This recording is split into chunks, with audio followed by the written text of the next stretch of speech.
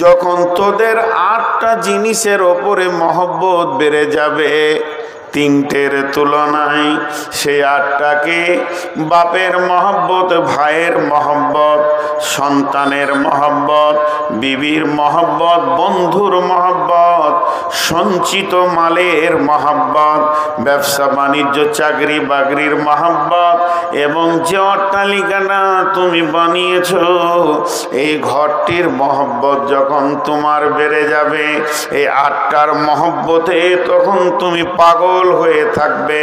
এই 8টার মহব্বতে তোমার সূর্য উঠবে ডুববে, তুমি আনন্দে আত্মহারা হয়ে যাবে।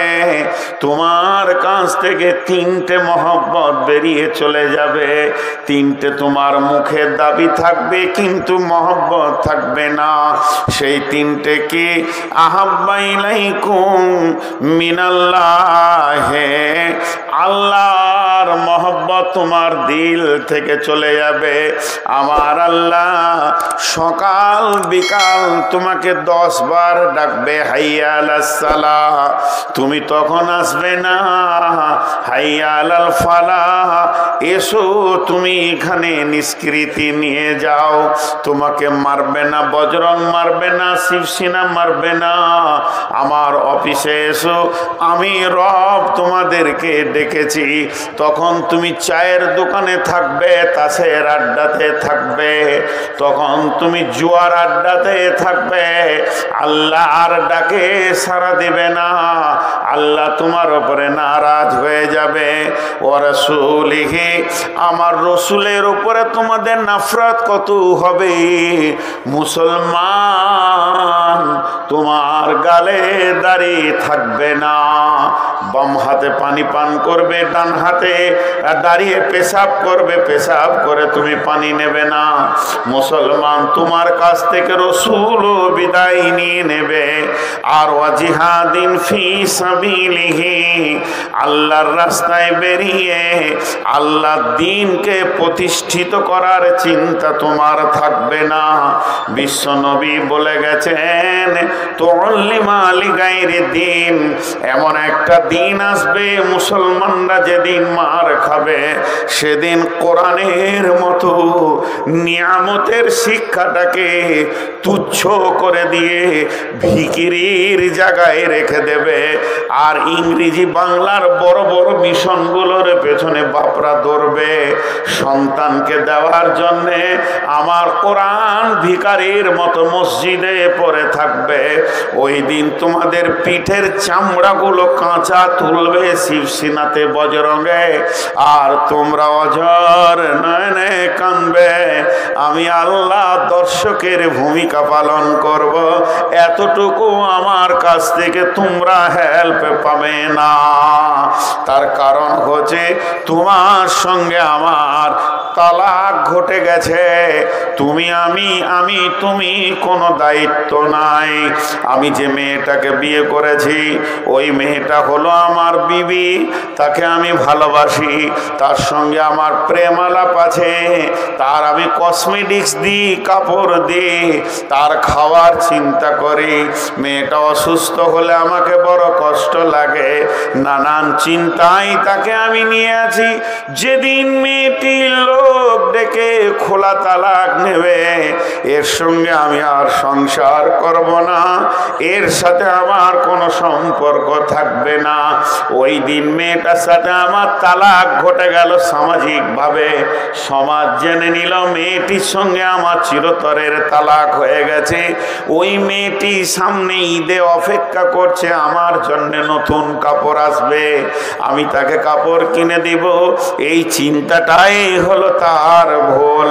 বিশ্ব নবী বলছেন, মাজরে মান তারাকা সলাতা মাকতুবাতান মুতাআম্মিদান ফাকাদ বারিয়াত মান মিনহু জিম্মাতুল্লাহি লা তাতরুকান্না সলাতা মাকতুবাতান মুতাআম্মিদান ফাইন্না মান তারাকা সলাতা মাকতুবাতান মুতাআম্মিদান ফাকাদ বারিয়াত মিনহু জিম্মাতুল্লাহি।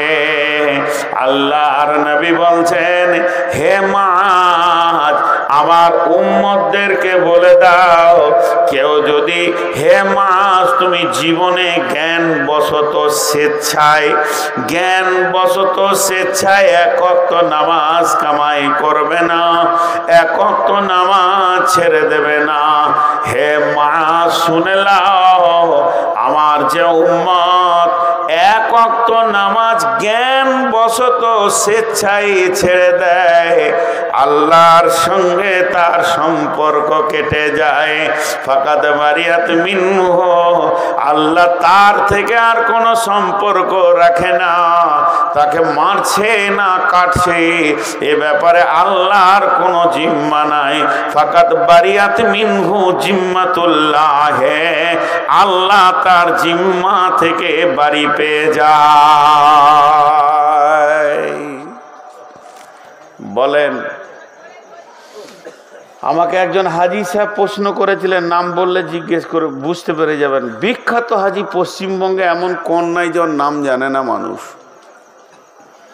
আমি কোনো কাজে গিয়েছিলাম ওনার অফিসে, তো উনি আমাকে দেখেই চিনে ফেলেছেন যে আপনি নূর মোহাম্মদ, আমি আপনাকে ইউটিউবে দেখেছি, মানে আপনার বাড়িও আমি কয়েকবার এসেছি। আমি বলিনি যে আমি নূর মোহাম্মদ, এসেছি চলে গেছি, কাজ ছিল না, আজকে কাজে এসেছি। তিনি আমাকে প্রশ্ন রাখলেন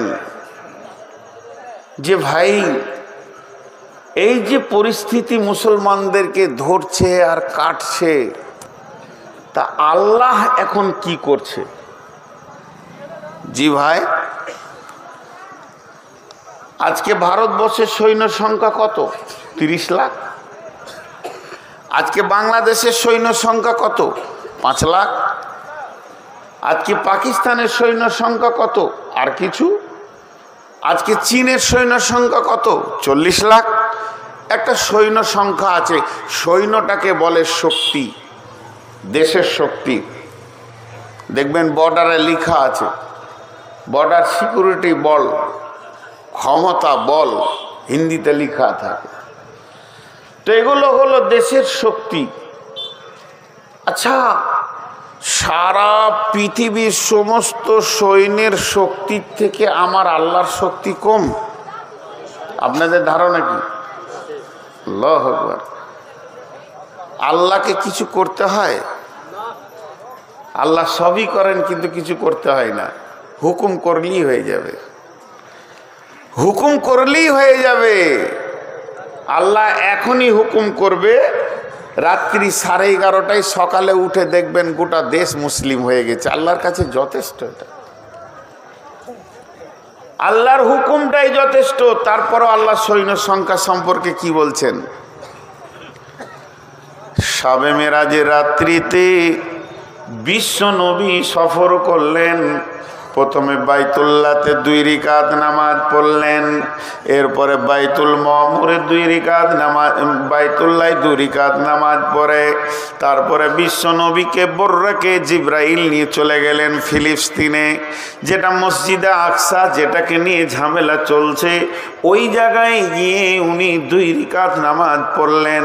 নামাজ পড়ার পর ওখান থেকে ঘোড়া ঊর্ধ্ব গগনে যেতে শুরু করলো। বর্রাক যখন ঊর্ধ্ব গগনে যেতে শুরু করেছে, যেতে যেতে একটা মসজিদ পেয়েছে এই জমিনে। সেই মসজিদটার নাম হলো বাইতুল মামুর, এটা আসমানের ভিতরে আছে। এই মসজিদে বিশ্বনবী গেলেন এবং ওখানে গিয়ে সমস্ত নবীকে দেখতে পেলেন। বিশ্বনবীকে ইমামুল আম্বিয়া কেন বলা হয়? তিনি সমস্ত নবীর কেন ইমাম?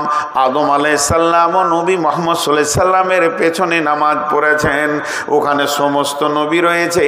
জিব্রাইল আমিন বিশ্ব নবীকে বর্রাক থেকে নামিয়ে হাতটা ধরে টেনে নিয়ে গিয়ে মুসল্লায় দাঁড় করিয়ে দিলেন। বিশ্ব নবী 2 রাকাত নামাজ পড়লেন, সালাম ফিরলেন। সমস্ত নবীরা নবীজির পেছনে সালাত আদায় করলেন। এরপরে তিনি চলে গেলেন 7 তবক আসমানকে ভেদ করে সিদরাতুল মুনতাহা, আল্লাহর সঙ্গে মোলাকাত হলো। হলো, সরাসরি দেখা হয়নি। আম্মা জান আয়েশা প্রশ্ন করেছিলেন, ইয়া রাসূলুল্লাহ আপনি কি আল্লাহকে দেখেছেন? বিশ্বনবী উত্তরে বলেছেন, আমি দেখিনি, তবে নূরে তাজাল্লি আমি দেখেছি। এরপরে তিনাকে সমস্ত ট্রেনিং করিয়ে, কেউ বলে 14 বছরের সফর ছিল, কেউ বলে 28 বছরের সফর ছিল। এই সফরটা সেরে বিশ্বনবী যখন এসে মসজিদে নববীতে বর্ণনা দিচ্ছেন, তখনই বলেছেন বাইতুল মামুরের ক্যাপাসিটি কত, আপনাদের মসজিদটা ক্যাপাসিটি কত।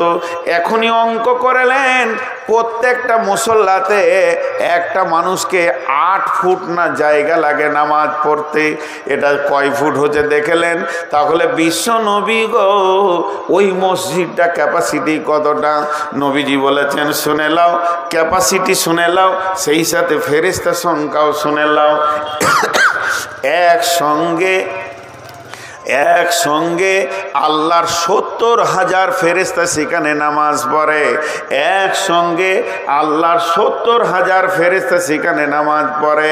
যে 2 রাকাত নামাজ পড়ে বেরিয়ে চলে যায়, পশ্চিম দিকে সূর্য উঠবে, কিয়ামত হয়ে যাবে, ওই ফেরেশতাটা আর দ্বিতীয় চান্স পাবে না।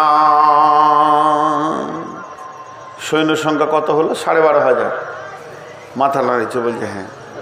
তাহলে কেমন শুনছে, খালি ধ্যান নেন। 70,000 একবার 2 রাকাত পরে বেরিয়ে যায়, আর 2 রাকাত নামাজ পড়ার জন্য পেছনে লাইন দিয়ে দাঁড়িয়ে আছে, এরা ঢুকে যায়, ওরা বেরিয়ে যায়, পরের স্টেপ ঢুকে যায়। এইভাবে চলতি আছে কিয়ামত পর্যন্ত। 2 রাকাত নামাজ যে পড়েছে দ্বিতীয় চান্স পাবে না। এতগুলি ফেরেশতা আছে। তাহলে একটা ফেরেশতার ক্ষমতা কতটা? 1 চর দিলে মনে হয় হালকা লাগবে? জি না। আল্লাহ 2টো মাস্তানের নাম আপনাদের সামনে বলছি, বেশি বলবো না। একটা হলো ওর নাম আজরাইল। আজরাইল নাম নয়, মালাকুল মত। তো এই মালাকুল মত যে মতের ফেরেশতা, এর কত ক্ষমতা? প্রতিদিন মার্ডার করছে। কোনো কেস কাছারি আছে? বলেন। আপনাদের থানার নাম কি? নবগ্রাম থানাতে মনে হয় একদিন বাঁধা ছিল না?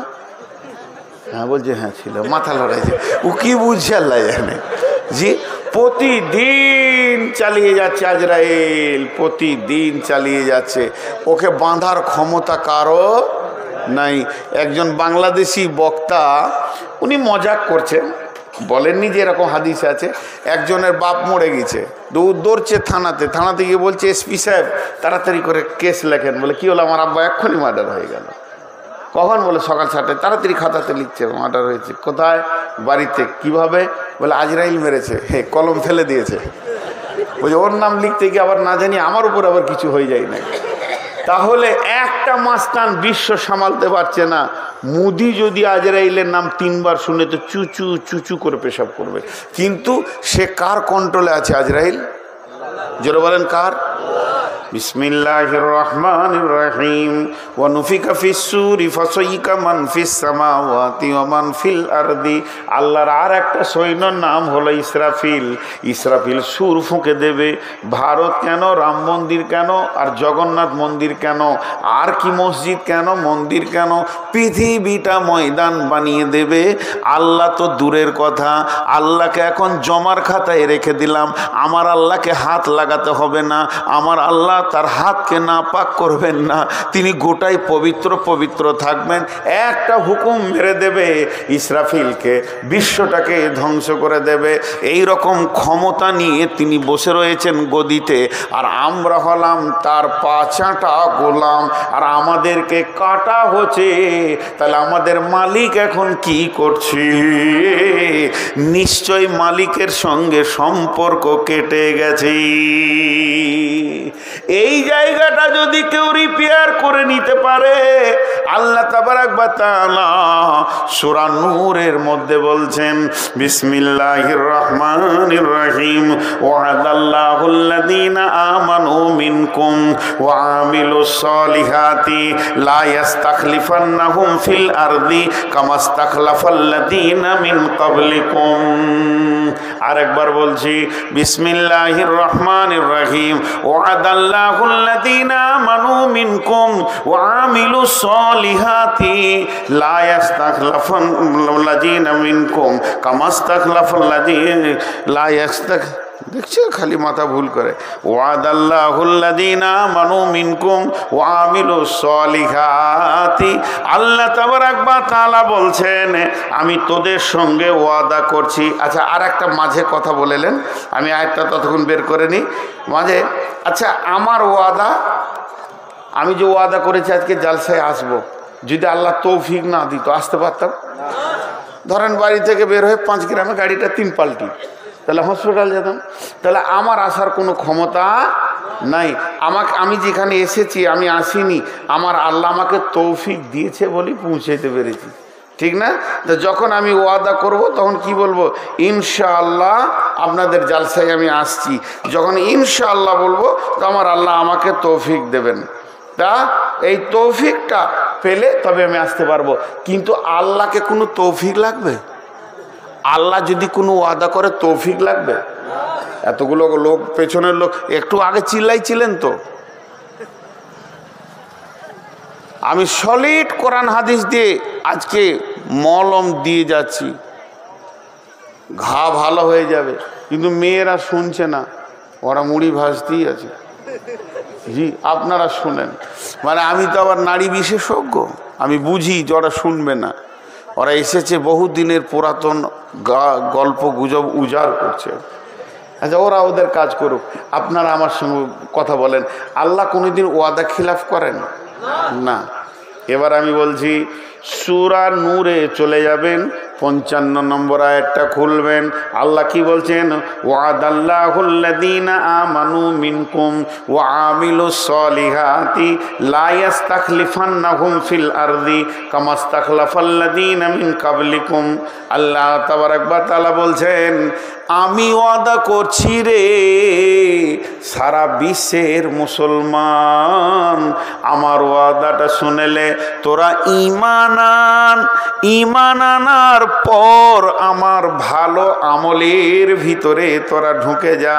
যখন তোরা আমাকে রাজি করে নিবি আর আমি যখন রাজি হয়ে যাব, সারা বিশ্বটাকে তোদের হাতে তুলে দিব, তোরা শাসন করবি, তোদের অধীনস্থে বাকি জাতিগুলো শাসিত হবে। কেমন করে শাসন করবি আর কেমন করে শাসিত হবে একবার ভেবে দেখ। ইতিহাসের দিকে পেছন দিকে হাঁটতে হাঁটতে চলে যা, সাহাবীরা কিভাবে শাসন করেছে। 1.5 লক্ষ বেঈমান, একটা নয়, দুটা নয়, তিনটা নয়। বাদশা হেরাক্লেস কাজ ছিল খালি কাউকে আমার থেকে বড় হতে দিব না, ওই দেশটা আমার থেকে বড়, চলো হামলা করো, ওকে আমার পায়ের তলে ফেলো। এই দিকটা আমার থেকে বড়, চলো হামলা করো। কারণ ও সৈন্য বেশি ছিল। বর্তমানে আমেরিকা লাল বান্দররা যে কাজটা চালিয়ে যাচ্ছে ওইটাই ছিল বাদশা হেরাক্লের কাজ। তখন রোম, পারস্য আর আপনার কুয়েত যেগুলো বিভাজন হয়ে গেছে, ইরাক, ইরান একসঙ্গে ছিল। 1.5 লক্ষ সৈন্য। কোনো একজন ব্যক্তি বলল, ও বাদশা হেরাক্লেস তুমি বহু জায়গায়, কি হলো? ছেলে পেলে ভাগ্য ভালো না, আমি অন্য কিছু বলেছি, আমি খারাপ মনে করিনি যে কারো বিপদ হয়ে গেল নাকি। আর্তনাদ ছিল এটা, হাসি ঠাট্টা ছিল না। ও বাদশা হেরাক্লেস তুমি তো বেশ কটা দেশ জয় করেছো, একটা নতুন শক্তি বের হয়েছে মদিনাতে, খবর পেয়েছো কি? ওই শক্তির নেতার নাম হলো নবী মুহাম্মদ সাল্লাল্লাহু আলাইহি সাল্লাম। কোনো ঝগড়া নাই, ঝামেলা নাই, ওর মাথায় চলে গেছে মোহাম্মদ নামে কে এসেছে রে মদিনাতে, খোঁজ নিয়ে দেখ। দেখছে হ্যাঁ, যে যায় সে মুসলমান হয় আর অনুগত্য স্বীকার করে। তখন বাদশা হেরাক্লেস বলছে এবার মদিনাটাকে জয় করো। সুরসুরি উঠে গেল। জি ভাই, এতদিন তুমি যা করেছো করেছো, এবার 11 লাখ তারে হাত দিতে যেছো বাপ। মোহাম্মদকে চিনো কি? সে কে? এবার বলে ওটাকে জয় করো। বিশ্ব নবী খবর পেয়ে গেল যে আমাদেরকে বিজয়ী করবে, আমাদের ওপরে তারা বিজয়ী হবে, আমাদেরকে পরাজিত করবে। রোম সোমবার রেডি হয়ে গেছে। আল্লাহ কোরআনে সূরা রোম দিয়ে দিয়েছেন। বিশ্ব নবী সৈন্যদেরকে বললেন, ও আল্লাহর গোলামের দল, ও ও আল্লাহর গোলামের দল, আলী রে, ওসমান রে, রে আবু বকর, কে আছো, উমার, হে খালিদ বিন ওয়ালিদ, এবার তোমরা রেডি হও। কতজন সৈন্য বিশ্ব নবী নিলেন সঙ্গে মোতার প্রান্তে যাওয়ার জন্যে? 30,000 সৈন্য, 30,000 সৈন্য। কতগুলো বললাম? বেঈমানরা কত আছে? 1.5 লাখ। 30,000 সৈন্য নিয়ে মদিনা থেকে সফর শুরু করে দিলেন। আর মদিনা থেকে যখন সফর শুরু হলো, রাস্তাটা কয় কিলোমিটার ছিল? জি বলেন, কে বলতে পারবে? রাস্তাটা কয় কিলোমিটার ছিল? তখন তো কিলোমিটার ছিল না, এখন কিলোমিটারে এসে গেছে 1900 কিলোমিটার রাস্তা। পাহাড়ি রাস্তা, শুধু তাই নয়, পাহাড় পর্বত মরুভূমিকে পার করে তাদেরকে যেতে হবে। এই রকম পাহাড়ি রাস্তা 1900 কিলোমিটারের রাস্তা তারা রেডি হয়ে গেল। এবার মুনাফিকরা ভিতরে ঢুকে গেল। মুনাফিকরা বলছে, যাস না, প্রচণ্ড গরম, এত গরমে গিয়ে তোরা কি মরবি, এই মোহাম্মদের পেছনে যাস না। বিভিন্ন রকম বুঝাতে লাগলো। ভাইয়া, সূরা তওবার মধ্যে আল্লাহ আয়াত দিয়ে দিলেন, হে নবী তুমি বলে দাও, এই যে 54 ডিগ্রি সেলসিয়াসের গরম, বালি তো পুড়ে গেছে, পায়ের চামড়া উঠে যাবে, তোমাকে পাহাড়ে উঠতে হবে, নামতে হবে, চড়াই উতরাইকে তুমি ভয় করে যাবে না। কিন্তু শুনে লাও, এর থেকে জাহান্নামের আগুন আরো গরম। সাহাবীরা বের হয়ে গেলেন। কয়জন? 30,000। কয়জন বের হলেন বলেন? আর ওই দিকে আছে কয়জন? 1.5 লাখ। তাহলে 1.5 লাখ বেশি না 30,000 বেশি? 1.5 বেশি না 30 বেশি? 1.5 কম 30 বেশি। আরে 1.5 কম, দেখেন না, একের পরই তো 1.5 লাখ সৈন্য নিয়ে ময়দানে যখন হাজির বিশ্বনবী, একবার আল্লাহর মুজাহিদদের দিকে এরকম করে নজর ফিরিয়ে দেখলেন, সৈন্য যেন সব রেডি হয়ে আছে। তারপরও বিশ্বনবীর মুখটা বড় ভারাক্রান্ত হয়ে গেছিল যে আমার আল্লাহর গোলামেরা, আল্লাহর মুজাহিদেরা আজকে কি ইসলামের পতাকা তুলবে, না ইসলাম আজকে মিটে যাবে? এই কথা বললেন।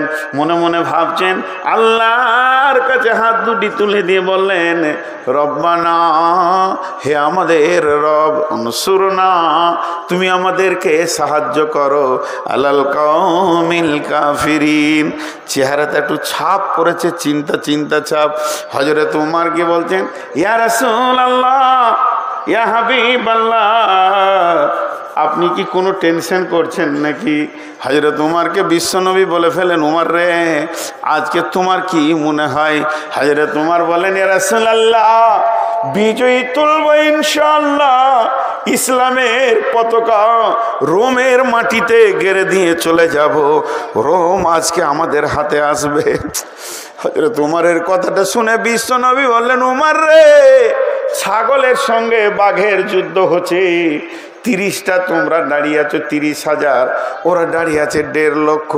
বিশ্বনবীকে তখন আনন্দ দেওয়ার জন্য উমর বলছেন, ইয়া রাসূলুল্লাহ, 30,000 সৈন্যকে আপনি রেস্ট করতে বলেন, ওদেরকে তাঁবুতে, আমাকে একাই ছেড়ে দেন, 1.5 লাখে ঘর পাঠিয়ে দিছি। নবীজি বললেন, উমর রে, এত সাহস তুমি কিলে কেমন করে পেলে? হযরত উমর উত্তর দিলেন, ইয়া রাসূলুল্লাহ, আপনি বলেছেন যার দিলে আল্লাহ আছে তার দিলটা হলো জীবিত, আর যার দিলে আল্লাহ নাই সে হলো মুর্দা। আমি উমর একাই জীবিত, 1.5 লক্ষ মুর্দা দাঁড়িয়ে আছে আমাদের সামনে। একটা বাঘের মতো হুঙ্কার মারব, ময়দান ছেড়ে দিয়ে, এক বাঘ 1.5 লক্ষ ভেড়ার জন্য যথেষ্ট, ময়দান ছেড়ে দিয়ে চলে যাবে। যখন তুমুল যুদ্ধ মহড়া শুরু হয়ে গেল, বন্ধুরে, আল্লাহ কোরআনে দিলেন গলিবাতির রোম, 30,000 সৈন্য বিশাল রোম সাম্রাজ্যকে দখল করলেন। শুধু দখল করেনি, তাদের সিংহাসন পর্যন্ত পৌঁছে গেলেন। শুধু পৌঁছায়নি, সেখানে যে আপনার কিনা সোনার তাজ ছিল, সোনার শেকল ছিল, স্বর্ণ যত ছিল সবকে টেনে হিঁচড়ে বের করে নিয়ে এসে মসজিদে নববীর গোডাউনে ছুঁড়ে ফেলে দিলে বাইতুল মালে জমা করে দিয়েছে। এর নাম হলো আমরা সেই সে জাতি, আমরা সেই সে জাতি। কিন্তু আজকে আমরা কি, আজকে আমরা, জি ভাই শোনেন, আজকে আমাদের অবস্থাটা কোন জায়গায় পৌঁছে গেছে। খোদায় পাইয়া আল্লাহ রে পাইয়া বিশ্ব বিজয়ী একদিন ছিল যারা, আল্লাহকে হারিয়ে ভীত পরাজিত আজ দুনিয়ায় তারা।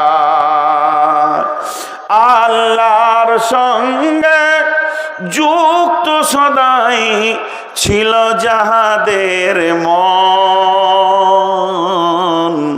দুঃখে রোগে শোকে অটল ছিল যাহারা সর্বক্ষণ। এসে শয়তান ভোগ বিলাসের, ভাষাটা শোনেন কবি নজরুলের, এসে শয়তান ভোগ বিলাসের কারিয়া নিয়েছে ইমান তাদের, আল্লাহকে হারায় মুসলিম আজ হয়েছে সর্বহারা। আজকে আমরা শেষ হয়ে গেছি। তাদের সঙ্গে কে ছিল না? আল্লাহ। আমাদের সঙ্গে আল্লাহ নাই, আমাদের সঙ্গে আল্লাহ নাই, আমাদের সঙ্গে আল্লাহ নাই, শেষ হয়ে গেছে। আল্লাহর সাথে সম্পর্ক অনেক আগে কেটেছে। আল্লাহকে সাক্ষী রেখে একটা কথা বলছি, আজকে পবিত্র মজলিসে বসে আছেন, একটু বেঈমানি কথা বলবেন না আপনারাও, আমিও বলবো না। আজকে আমার আল্লাহ আমাকে তৌফিক দিয়েছেন, এশার নামাজ 2 রাকাত রাস্তায় সফরের পড়েছি। আমি এশার নামাজ 2 রাকাত পড়েছি তাই হাত তুললাম। আপনারা এশার নামাজ পড়ে কে কে বসেছেন হাত তুলেন। আর বাকি কটা মার কি সাধে পড়ছে গো?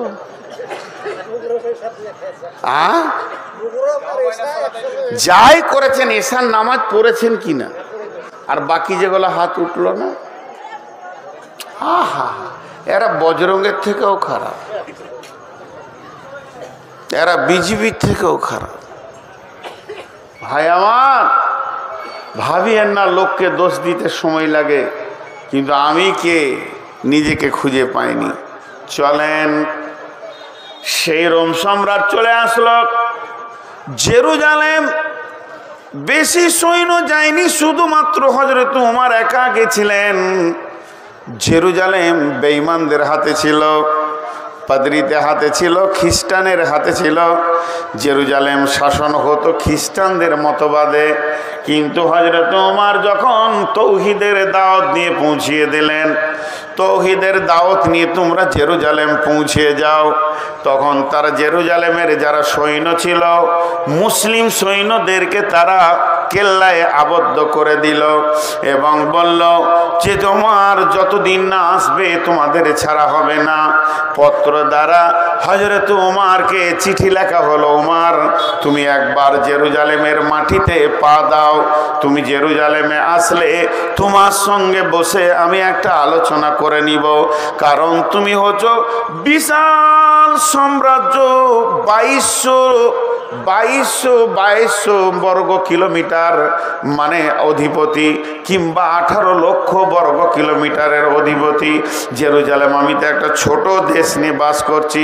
হযরত ওমর যখনই চিঠিটা পেয়ে গেলেন, সঙ্গে সঙ্গে তিনি আসলামাকে ডাকলেন। আসলামা ছিলেন তার রাজ ভান্ডার থেকে দেওয়া একটা খাদিম। তিনি হচ্ছেন মুসলিম জাহানের খলিফা, তিনি হচ্ছেন দ্বিতীয় খলিফা। বিশ্ব নবী পৃথিবী থেকে চলে গেছেন, হযরত আবু বকর চলে গেছেন, এরপরে উমারের জামানা চলে এসেছে, হযরত উমার সেখানে রয়েছেন। এমন সময় আসলামা একটা উটকে রেডি করে নিয়ে এসে বললেন, হুজুর চলেন, এখন যেতে হবে জেরুজালেম। হযরত আসলামা যখন উটটা আনলেন, উটের উপরে চেপে নিলেন কে? হযরত উমার। হেরি পশ্চাতে চাহি, তুমি চলিয়াছ রৌদ্রদগ্ধ দুর্মরু পথ বহি, জেরুজালেমের কেল্লা যেথায় আছে অবরোধ করি, বীর মুসলিম সিনাদল তব বহুদিন মাস ধরি, দুর্গের দ্বার খুলিবে তারা, বলেছে শত্রু শেষে, উমার যদি গো সন্ধি পত্রে স্বাক্ষর দেয় এসে। হায় রে আদেক ধারার মালিক আমিরুল মুমিনিন, শুনেছে খবর একা একই উঠে চলেছে বিরামহীন, সাহারা পাড়াইয়ে ঝুলিতে দুখানা শুকনো খুবজ রুটি, একটি মশকে এতটুকু পানি খোরমা 2-3 মুঠি, প্রহরীবিহীন সম্রাট চলে একা উঠে চোরি, চলেছে মাত্র একটি গোলাম উটের রশি ধরি, মরুর ঊর্ধ্ব আকাশে সূর্য আগুন বৃষ্টি করে, সেই সে আগুন তাতে কই সম ফুটে বালুকার মরু পরে, কিছু দূর যেতে উট হতে নামি কহিল গোলামের ভাই, পেরেশান বড় হইয়াছ চলিয়া এইবার আমি যাই, উটের রশি ধরিয়া অগ্রে উঠে বস উঠে, তপ্ত বালুতে চলে যে চরণে রক্ত উঠেছে ফুটে, গোলাম 2 হাত ধরে চুমি কাঁদিয়া কহিল উমার এখন এই আদেশ করেন কেমনে আপনি, গোলাম রহিবে উটের পিঠে আরাম করিয়া বসি, আর হেঁটে যাবে খলিফা উমার ধরিয়া উটের রশি। খলিফা হাসিয়া বলে, তুমি জিতে গিয়ে বড় হতে চাও ভাই রে, এমনই চলে রোজ কিয়ামতে আল্লাহ যেদিন বলিবে উমার রে, করিনি খলিফা মুসলিম জাহানের তরে সুখ তরে তোরে, কি জবাব দিব কি করিয়া মুখ দেখাবো রসুলের ভাই, আমি তোমাদের প্রতিনিধি মাত্র, মোর অধিকার নাই, আরামে সুখের মানুষ হইয়া মানুষের নিতে সেবা, ইসলাম বলে সকলে সকলে সমান, কে বড় ক্ষুদ্র কে বা, উমার চড়িল গোলাম চড়িল উটের পিঠে, উমার ধরিল রশি, মানুষের স্বর্গে তুলিয়া ধরিয়া ধুলাই নামিল শশী, এই অবস্থায় যখন যাচ্ছে খলিফা উটের রশি ধরে আছে, গোলাম উটের ওপরে চেপে আছে, এখন জেরুজালেমের কোম্পানি মেজর জেনে নিয়েছে, চলো চলো চলো বর্ডারে যায়, বিশ্ব একটা বিরাট বড় দেশের মালিক আমাদের দেশে আসছে, তাকে সুস্বাগতম দিব, স্যালুট জানাবো। কোম্পানি মেজর সৈন্য নিয়ে গিয়ে বর্ডারে অপেক্ষা করছে, দেখছে বহু দূরে একটা উট, তার সামনে কোনো আর প্রহরী নাই, কোনো সিকিউরিটি নাই, কোনো গার্ড নাই, কোনো বন্দুকওয়ালা কিছুই নাই, তিনি একাই আসছেন। 18 লক্ষ 22 লক্ষ বর্গ মাইলের যিনি শাসনকর্তা, শুধুমাত্র একটা উট, আর উটের লাগাম ধরে একজন হাঁটছে। আস্তে আস্তে যখন কাছে পৌঁছালো, জর্ডান নদী পার হবে, বর্ডার পার হবে, কোম্পানি একটা জোরে স্যালুট মারলো।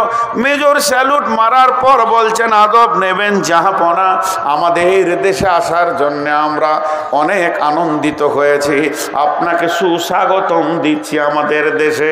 এমন সময় অঝোর নয়নে কাঁদতে শুরু করেছে আসলামা, উটের পিঠে কাঁদছে আর বলছে, আমাকে কেউ স্যালুট দিয়েন না, আমি তো উমার নয়, আপনাদের চিনতে ভুল হয়ে গেছে, আমি হলাম উমারের খাদিম, উমারের গোলাম, যিনি উমার তিনি উটের লাগাম ধরে হাঁটছি, ওনার হুকুম তাই আমি উটের ওপরে বসে আছি, ওনার হুকুম না হলে আমি নেমে যেতাম, অতএব যিনি লাগাম ধরে হাঁটছেন ইনি হলেন 18 লক্ষ বর্গ মাইলের বাদশা। কোম্পানি মেজর অবাক, হায় আল্লাহ, আমরা এতদিন রাজা দেখেছি, বাদশা দেখেছি, মন্ত্রী দেখেছি, পূর্ণাঙ্গ মানুষ এখনো দেখিনি। হযরত ওমরকে বলছে, তুমি কত দামি মানুষ, এত দামি মানুষ কোনোদিন দেখিনি। তারপরে গেল গির্জা ঘরে, বিশাল গির্জা, খ্রিস্টানদের গির্জা ঘরে তাকে স্বাগতম জানানো হলো। ওমর গির্জা ঘরে উঠলেন, পোপের সঙ্গে কথা বলছেন। গির্জার যে মেন পোপ, সেই হচ্ছে দেশের শাসক। কথা বলতে বলতে হঠাৎ ওমর পোপকে বলছেন, ছোট হয়ে আদবের সঙ্গে বলছেন, হযরত ভাই আমার, একটু আমাকে ছেড়ে দেন, আমি 2 রাকাত নামাজ পড়ে আসি। গির্জার পোপ তখন অবাক, এত বড় মানুষ, এত এত বড় দাপটওয়ালা মানুষ আমার কাছে ছুটি চাইছে, কেমন কথা। তার দিলটা গলে গেল। তখন তিনি বললেন, আমাদের এই আঙ্গিনায় গির্জায় পড়িলে নামাজ হবে নাকি কবুল আল্লাহর দরবারে? একবার আপনি এখানে নামাজটা পড়ে নেন। তখন হযরত উমর উদাহরণ বুঝালেন, ভাইয়া শুনেলেন, আমার সৈন্য বড়, দেশ বড়, ক্ষমতা বেশি। আমি যদি গির্জাতে 2 রাকাত নামাজ কোনো কোণে পড়ে নি, আমার সৈন্যরা ভেবে নেবে হযরত উমর ইশারা করছে গির্জাটাকে ভেঙে দিয়ে মসজিদ করে নাও। এটা তো আমার আল্লাহ হুকুম দেয়নি, এটা আমার নবীর বিধান নয়। করো মসজিদ, গির্জারে ভেঙে মসজিদে মুসলমান এ কোনো দিন হতে পারবে না। আমাকে ফাঁকা জায়গায়, একটু ফাঁকা খোলা মাঠে 2 রাকাত নামাজ পড়ার সুযোগ দেন। যখনই এই কথা বলা, তখন সারা জেরুজালেমের যিনি শাসনকর্তা পোপ এইভাবে উমরের হাতটা ধরে বললেন, আশহাদু আল্লা ইলাহা ইল্লাল্লাহু ওয়া আশহাদু আন্না মুহাম্মাদান আবদুহু ওয়া রাসূলুহু। রাগ করিয়েন না, পশ্চিমবঙ্গে আমার যথেষ্ট বদনাম আছে। আমি কমেন্টগুলো দেখি না তা নয়, দেখি। পরিস্থিতি আমাকে বেকন্ট্রোল করে রেখেছে। হয়তো 25 সালের শেষ দিকে, মানে আমার আর 10 দিন জালসা আছে, 10 দিন মনে হয় 11 দিন হবে, 11-12 দিন। যাক, 1 মার্চ আমার শেষ জালসা। এবছরকার মতো গুটিয়ে গেল। এপ্রিলে 10-20টা যায় আছে, এবছরকার মতো গুটিয়ে গেল। আগামী সিজনে হয়তো বেঁচে থাকবো কি দেখতে পাবেন, ফিলটা আল্লাহ জানে না। আল্লাহ জানেন, আমি জানি না। আল্লাহ জানেন আমি এই ফিলটা থাকবো কিনা। একটা কথা বলে যাচ্ছি,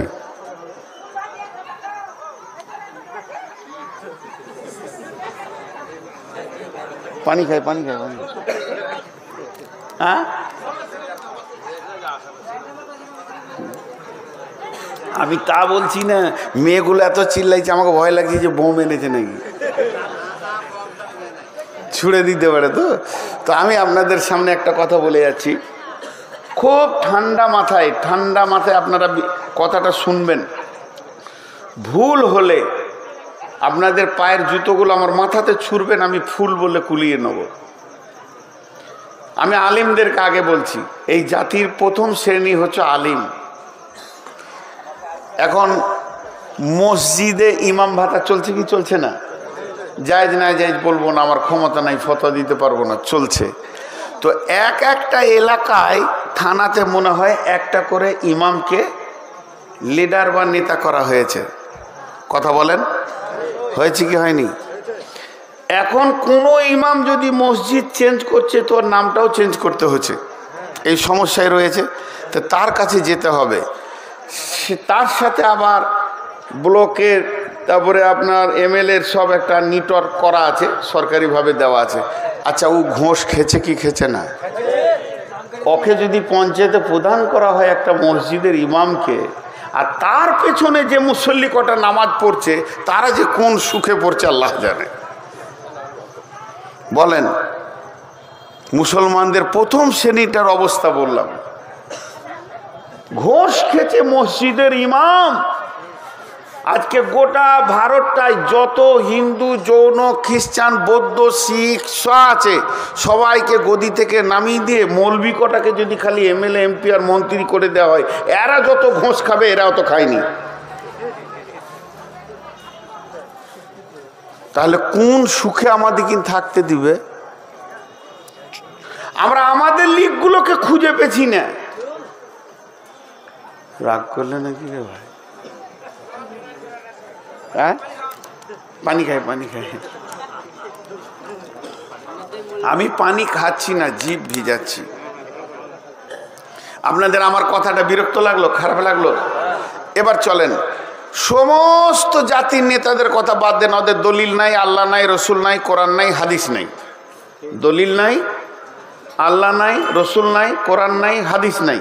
যা পারবে খাগা, সুদ, বাটপাড়ি, জুয়ো, চাঁদা, মদ, বিড়ি, গাঁজা যা খাবে খাগা। কিন্তু মুসলিম যে কটা নেতা ভারতবর্ষে আছে, এরা কি সরকারকে দেখাতে পেরেছে যে আমরা মুসলিম, 1 টাকা ডান দিকে বাঁ দিকে করবো না, সব সরকারি কাজ করব। আমরা হারাম খাই না, আমরা হালাল খোর, আমাদের কাছে মদ কিছু থাকবে না, জুয়ো তাস থাকবে না। না, এরা মাতাল কটাকে নিয়ে ঘুরে বেড়ায়। আচ্ছা, তাহলে এদেরকে আর রাখা ঠিক আছে? হাজি ভাই, সহজ করে একটা উদাহরণ দিই। আমার দেহ এখানে একটা ঘা হয়েছে, কটকট কটকট কটকট কটকট, যে ডাক্তার বলছে ওষুধ খা, 2 দিন ওষুধ দিলে কিন্তু কটকট কটকট, ওষুধ থামাইতে পারলে না, আবার 2টো ইঞ্জেকশন দিলে, ডাক্তার টিপে দেখলে না, ইঞ্জেকশন দিই, কটকট কটকট, ওষুধে হলো না, ইঞ্জেকশনে হলো না, ভিটামিনে হলো না। যখন কিছুতেই হবে না ডাক্তার, তখন ওটাকে কেটে সরিয়ে ফেলে দিই, ওটা তোর দেহ লয়। তোর দেহ হলে শান্তিতে থাকতো। আজকে মুসলিমদের চরিত্র বলেন, গোটা দেশটাকে কটকট কটকট শেষ করে দিয়েছে। এদেরকে অপারেশন করা মানে দেশকে শান্তি করা। আমি আপনাদের বিরুদ্ধে বলছি না, আসছে আমার 2য় স্টেপ আসছে, এটা প্রথমটা যাচ্ছে, একটু ধৈর্য ধরেন। এরপর আল্লাহ বলছেন, বিসমিল্লাহির রহমানির রহিম, কুল ইন কানা আবাউকুম ওয়া আবনাউকুম ওয়া ইখওয়ানুকুম ওয়া আজওয়াজুকুম ওয়া আশীরাতুকুম ওয়া আমওয়ালুন ইকতারাফতুমুহা ওয়া তিজারাতুন তাখসাউনা কাসাদাহা ওয়া মাসাকিনু তারদাউনাহা আহাব্বা ইলাইকুম মিনাল্লাহি ওয়া রাসূলিহি ওয়া জিহাদিন ফি সাবিলিহি ফাতারাব্বাসু হাত্তা ইয়াতিয়াল্লাহু বিআমরিহি ওয়াল্লাহু লা ইয়াহদিল কওমাল ফাসিকিন। আল্লাহ এরকম ফাসিকদেরকে কোনোদিন হেদায়েত দেন না। এবার আল্লাহ শেফার ওষুধ দিচ্ছেন, ওরে আমার গোলাম রে, আয়, তোরা যদি বাঁচতে চাস তোদেরকে আমি ঠিকানা দিচ্ছি। বিসমিল্লাহির রহমানির রহিম, ফালিয়াবুদু রাব্ব হাযাল বাইত। ওই ঘরটা যে রয়েছে, এই যে সিমেন্ট দেয়া ঘাড়া 2টা পিলার, এই যে দরজা, ওই ঘরের মালিকের নাম বলেন। এই ঘরটা আব্দুল জব্বারের, এই ঘরটা জমিরুলের, এটা সফিরুলের, এটা শফিকের, এটা মফিকের, এতগুলো ঘরের মালিকের নাম আছে। মসজিদটার মালিককে, এই মালিকের নাম হচ্ছে আল্লাহ। আল্লাহ তাবারাক ওয়া তাআলা বলছে, তোরা বাঁচবি, তোদের পিঠের চামড়া কেউ নিতে পারবে না। একটা কাজ কর, ফালিয়াবুদু রাব্ব হাযাল বাইত, এই ঘরের মাবুদের পায়ের কাছে তোরা উবুর হয়ে পড়ে যা, আর ডুকরে ডুকরে কাঁদ। একবার আল্লাহকে রাজি করেলে সেকেন্ড লাগবে না, বিশ্বটা তোদের হাতে দিবে। যেমন তোদের পূর্বপুরুষেরা রোমকে দখল করেছে, জেরুজালেম দখল করেছে, বাহরাইন দখল করেছে, সাহাবীরা যেদিকে হেঁটেছে জয় আর জয়কার, জয় আর জয়কার, কোথাও ফিরে আসেনি। কেন? তারা আল্লাহকে সঙ্গে নিয়েছে।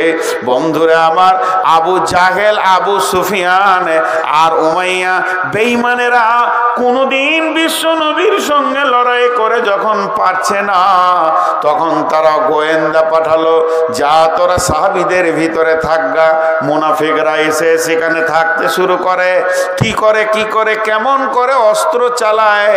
হযরত আলীকে যখন দেখা যায় জিহাদের ময়দানে, মনে হয় সিংহের মুখ দেখছি। উমারকে দেখলে মনে হবে পাগলা সিংহ দাঁড়িয়ে আছে, কলিজাটা চাবিয়ে খেয়ে নেবে। এই লোকগুলি এত ভয়ানক, জিহাদের ময়দানে একবার দাঁড়ালে এদের চোখের ভিতর দিয়ে অগ্নি শর্মা চলতো, আর মুনাফিকরা বেঈমানেরা থরথর করে কাঁপতো। তাহলে এরা এমন হলো কি করে? এই ট্রেনিংটা তো আমাদেরকেও নিতে হবে। গোপনে তারা সাহাবীদের সঙ্গে বেশ কিছুদিন থাকতে লাগলো। তারা করে কি, থাকতে থাকতে গভীর রাত্রিতে আলীর মতো বীরটা উঠেছে, উঠে উজু করে মসজিদে নববীতে কাঁদছে, চোখের পানিতে মনে হচ্ছে না সিংহ শিয়ালের থেকে দুর্বল মনে হচ্ছে, ডুকরে ডুকরে কাঁদছে আর বলছে আল্লাহ আল্লাহ আল্লাহ, মাওলা জিহাদের মালিক তুমি, জয় বিজয়ের মালিক তুমি, মাবুদ তুমি শক্তি দাও।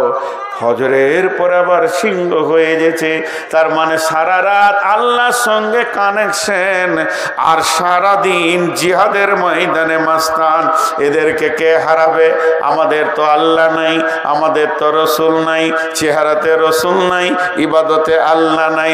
বিয়ে করেছি 27 বছর, হজ করে এসে দেখছি 8টা ছেলের বাপ। হাজিকে জিজ্ঞেস করছি, হাজি সাহেব ছেলে পিলে কয়টা? বলে 4টা বেটি 4টা বেটা। মাশাআল্লাহ টাকা পয়সা হয়েছে। বিয়ে কতদিন হয়েছে? 43 বছর বিয়ে করেছি বাবা, 8টা ছেলের বাপ আমি। আমার বিয়ে রানিং চলছে 43 বছর। মক্কার মাটিতে জিজ্ঞেস করছি, হাজি সাহেব ফরজ গোসল জানেন? বলে জানি না। গোটা ঘর না পাক করে রেখে দিয়েছে 43 বছর ধরে।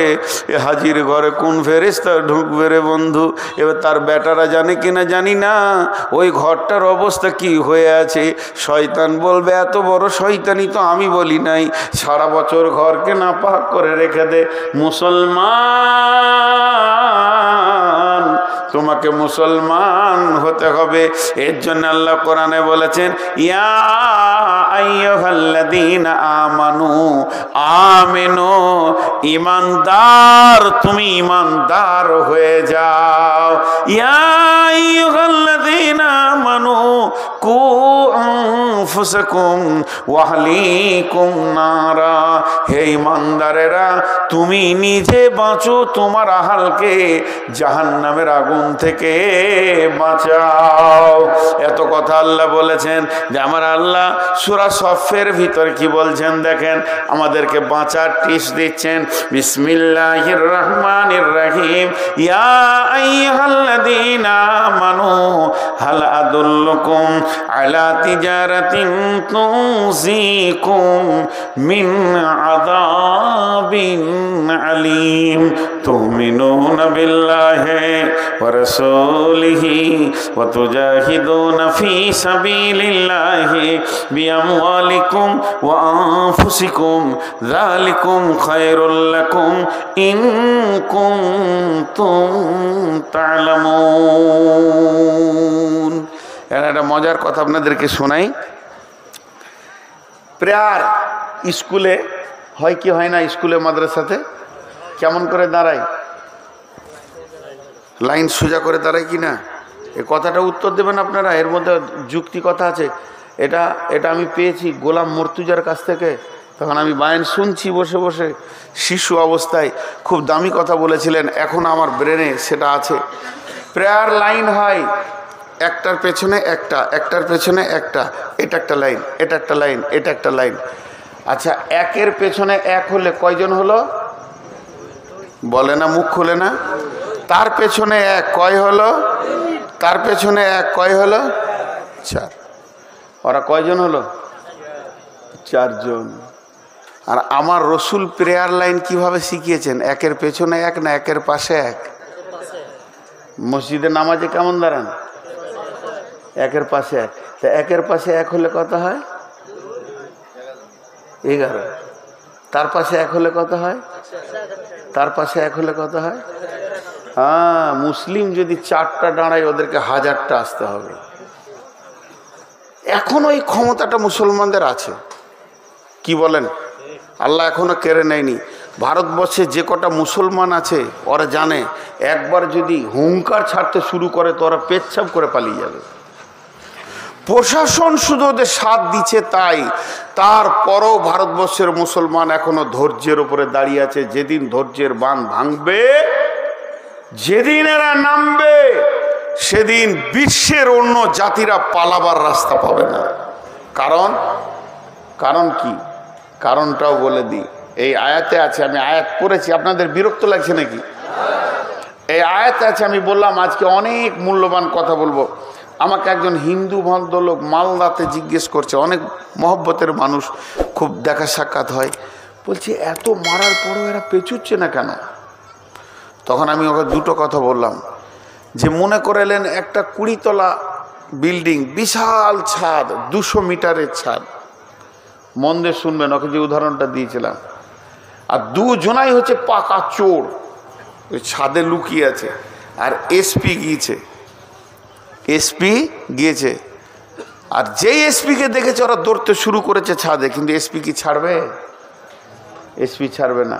তো ছাদের উত্তর দক্ষিণ দিক থেকে উত্তর দিকে দৌড়তে গিয়েছে, কিন্তু ছাদে সব দেওয়াল আছে, দেওয়াল বড় উঁচু করে দেওয়াল আছে, ওখানে দুটো প্লাস্টিকের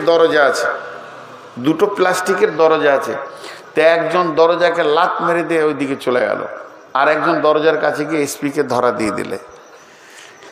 যে লোকটা লাত মারলো না, ও আর জ্ঞান কি? ও আর জ্ঞান হচ্ছে ওই পাশে আর ছাদ নাই, আমি নিচে পড়বো, 20 তলা নিচে পড়বো, তার থেকে এসপিকে ধরা দেওয়া ভালো, 2-4 বাড়ি যা দিবে। আর যার এটা জানা আছে 100% যেটা দরজা মাত্র, ওই দিকেও বড় ছাদ আছে, সে কি করবে? ওই প্লাস্টিকের দরজাতে একটা লাফ মেরে দিয়ে দৌড়বে।